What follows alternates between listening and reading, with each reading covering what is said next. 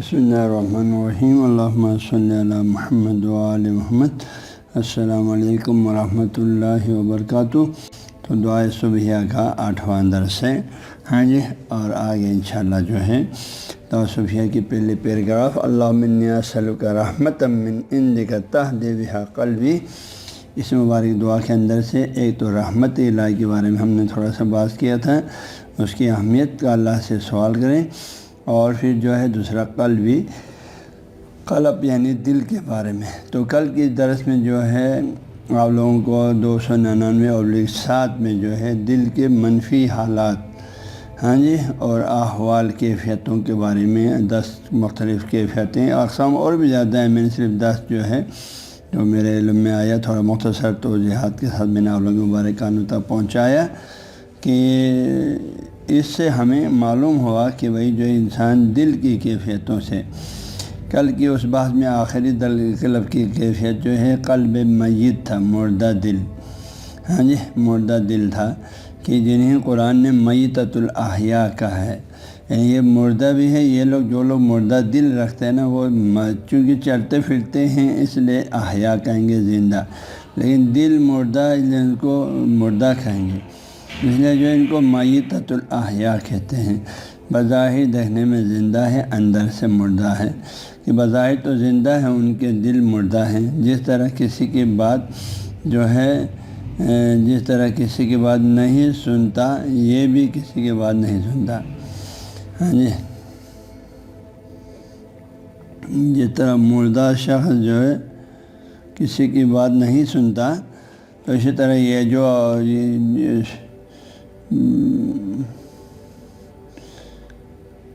یہ بھی جو ہے کسی کی بات نہیں سنتا، زندہ ہونے کے باوجود بھی کسی کی بات نہیں سنتا، ان کا اس کا دل مردہ ہو چکا ہے، بلکہ صرف وہی کرتا ہے جو اپنی من و مرضی میں آئے۔ تو ایسے لوگوں کے جسم تو زندہ ہیں اور چلتے پھرتے اور کھاتے پیتے ہیں، لیکن حق و ہدایت اور اچھی بات سننے کے لیے تیار ہی نہیں ہیں جی، اگر سنیں تو سنی انسنی کر دیتی ہے، اگر سن بھی لینا تو سنی انسنی کر دیتی ہے اور کوئی فائدہ نہیں لیتے ہیں۔ تو یہ قلب کی کل 10 منفی قسمیں آپ کو بتایا تھا۔ تو آج کے درس جو ہے یہاں سے شروع ہے کہ درس نمبر 300/8 ہے۔ تو سابقہ جو درد دل کی جو مختلف منفی قسمیں ہیں ان کا ایک خلاصہ ذکر کرنے کے بعد دل کے مثبت جو ہے کیفیات اور احوال، آج ان کے بھی آپ کو ایک فہرست دے دوں گا مختصراً۔ ہمارے چونکہ قرآن پاک کی روشنی میں جو ہے آپ نے 10 جملے سب میں آیت آپ کو ذکر کیا، دل کی جو مختلف منفی کیفیتیں اور حالات ہیں اس پہ میں نے سب میں ہر ایک کے لیے ایک ایک آیت آیتیں اور بھی بہت ہیں، اختصار کی طرف ایک ایک آیت آپ لوگوں کو پیش کیا۔ تو چونکہ قرآن پاک کی روشنی میں معلوم ہوا کہ قلب یعنی دل کی مختلف اور گمراہ کن حالات ہیں، اگر ان دلوں کو رحمت الہی شامل حال ہو کے جی ہدایت نہ ہونے کی صورت میں انسان ہمیشہ کے لیے کفر، شرک اور نفاق اور دیگر گناہوں میں غرق رہیں گے جی، اور جہنم میں اس کا ٹھکانہ ہوگا۔ اس لیے اللہ تعالیٰ سے اس کے عظیم رحمت و فضل کا کمال اخلاص اور عاجزی سے سوال کریں، اور اللہ سے دل کی ہدایت طلب کریں، تاکہ اس پاک ذات کے رحمت و فضل جو ہے ہمارے رحمت و فضل بندے کی شامل حال ہو، اور دل کو ان تباہ کن حالات سے نکال کر اچھی اور نورانی حالتوں میں لے آئیں، جو کہ ہدایت کی نشانی ہے جی۔ لہذا جو ہے ہمیں دل کے ہدایت کے لیے اللہ سے سختی سے، پوری توجہ کے ساتھ، پوری عاجزی کے ساتھ، کمال اخلاص کے ساتھ دعا کرنی چاہیے، جو کہ ہماری دعا صوفیہ کی پہلی پیراگراف کا پہلا لائن جو ہے، پہلی دعا یہی تھا کہ اللہم انی اسألک رحمۃ من عندک تہدی بہا قلبی، پروردگار میں تیرے پاس سے تیری اس رحمت کا سوال کرتا ہوں، تیرے پاس سے جو اللہ میں تجھ سے ایک ایسی رحمت کا سوال کرتا ہوں جو تیرے پاس ہے، اور تو اس رحمت کا مالک ہے، اور اس رحمت کے برکت سے اللہ تہدی بہا قلبی، اس رحمت کی برکت سے میرے دل کو تو ہدایت فرمائے، اس رحمت کے وسیلے سے تو میرے دل کو ہدایت فرمائے۔ یہ دعا جو ہے دل کی ہدایت کے لیے، دل کو اللہ تعالیٰ ہدایت دے دیں، دل کو ہدایت دے کر پھر دل کو اس کی اچھی حالات اور اوصاف و اقسام میں لے کے آ جائیں۔ تو دل کی جو ہے ہدایت پر ہونا، دل کے ہدایت یافتہ ہونا، دل کی اچھی حالتیں کون سی ہیں، اور اس کے بھی جو طالباً جو میں نے 6-7-8 نام جو ہے آپ لوگوں کو، تو صرف دل کی مختلف اقسام کا جو ہے اچھی حالتوں کا صرف نام ذکر کر رہا ہوں۔ ان میں سے نمبر 1 قلب سلیم ہے۔ قرآن نے فرمایا جو شخص ہمارے پاس قلب سلیم کے ساتھ آ جائے گا تو پھر یقیناً اللہ تعالیٰ اس کے لیے جنت رکھا ہوا ہے۔ تو پہلی قسم جو ہے قلب سلیم ہے، بالکل اطمینان نفس کے ساتھ زندگی گزارتے ہیں، اللہ کے ہر حکم کے سامنے اس کا دل سر تسلیم خم ہے۔ دوسری قسم قلب منیب ہے۔ منیب اللہ کی طرف رجوع کرنے والا دل، ہمیشہ وہ دل اللہ کی طرف متوجہ ہے، اس دل میں ہمیشہ اللہ ہے اور ہمیشہ اس کے رخ توجہ بازگشت اللہ کی طرف، اس کو قلب منیب کہتے ہیں، ہمیشہ اللہ کی طرف رجوع کرتے رہنے والا دل، گناہوں سے پاک دل۔ نمبر 3 قلب مطمئن، قلب مطمئن، قلب وہ دل جو خدا کی حقیقی عبادت بندگی، اللہ کی بامعرفت عبادت و بندگی کی وجہ سے اس کے اندر ایک اطمینان قلب حاصل ہوتی ہے، ایک سکون اور چین محسوس کرتے ہیں اور وہ گناہوں سے محفوظ رہتے ہیں۔ تو اس دل کو قلب مطمئن سے تعبیر کیا۔ حضرت ابراہیم نے دعا میں فرمایا اللہ سے اللہ مجھے تو یہ دکھائے کہ تم مردوں کو کیسے زندہ کرتا ہے۔ تو اللہ نے ابراہیم کہ آپ کو اس بات پر ایمان نہیں؟ انہوں نے فرمایا کیوں نہیں اللہ مجھے ایمان ہے، لیطمئن قلبی، تاکہ میرا دل مطمئن ہو جائے۔ تو اطمینان قلب بہت اہمیت رکھتے ہیں۔ ایک چیز کو آپ بامعرفت جانیں گے، دلیل اور برہان کے ساتھ جانیں گے تو اس پر پھر مطمئن ہو جاتے ہیں۔ تو قلب مطمئن بھی ہدایت کی نشانیوں میں سے ہے۔ نمبر 4 قلب طاہر، پاکیزہ دل، پاک اور طیب دل، سامان دل، وہ دل جس میں نہ کوئی حسد ہے، نہ کوئی بغض ہے، نہ کوئی کینہ ہے، نہ کوئی دشمنی ہے، نہ اس کے اندر شرک ہے، نہ کفر ہے، نہ شک ہے، نہ نفاق ہے۔ پاک اور صاف ستھرا دل، اس کو قلب طاہر بولتے ہیں۔ پاک اور طیب دل جس میں اچھائی کے سوا کوئی برائی نہیں سوچتا ہے، وہ دل ہمیشہ اللہ کی اطاعت و بندگی سوچتا ہے، اپنے اعضاء و جوارح کو وہاں سے اللہ کی اطاعت و بندگی کا حکم وہاں سے صادر ہوتا ہے، اس دل سے، اس قلب طاہر سے۔ اہل تصوف آپ لوگوں کو پتہ ان کی کتابیں پڑھیں تو ان کی ساری توجہ، سارا جو ہے تصوف عرفان کی کتابیں اور محمد محمد کی تعلیمات، قرآن پاک کی آیتیں، ان سب پہ اگر آپ تدبر کریں تو سب سے زیادہ توجہ اسی پر دیا کہ انسان اپنے دل کو پاک رکھیں، کس چیز سے؟ تمام اخلاقی برائیوں سے، شرک سے، کفر سے، نفاق سے، جھوٹ سے، بہتان سے، الزام سے، تہمت سے، تمام برائیوں سے دل کو پاک رکھیں، تمام برائیوں سے دل کو پاک رکھیں۔ سب سے خوبصورت دل وہی قلب طاہر ہے، جو شیشے کی طرف صاف ستھرا ہے، اس میں کوئی کثافت نہیں، کوئی گندگی نہیں ہے، اس دل میں ہمیشہ اچھائیاں نظر آتا۔ اگر کوئی اس دل کو باطن کو دیکھ سکیں تو وہ صاف ستھرا دل، اس کے اندر اچھائی کے سوا کوئی خباثت، کوئی گندگی، کوئی گناہ کا سوچ، وہ دل گناہ سوچ بھی نہیں سکتا، گناہ کا حکم دینا تو چھوڑو، قلب طاہر گناہ سوچ بھی نہیں سکتا۔ تو نمبر 4 قلب طاہر، پاک و طیب دل۔ نمبر 5 قلب رحیم، رحم اور شفقت سے بھرا ہوا دل،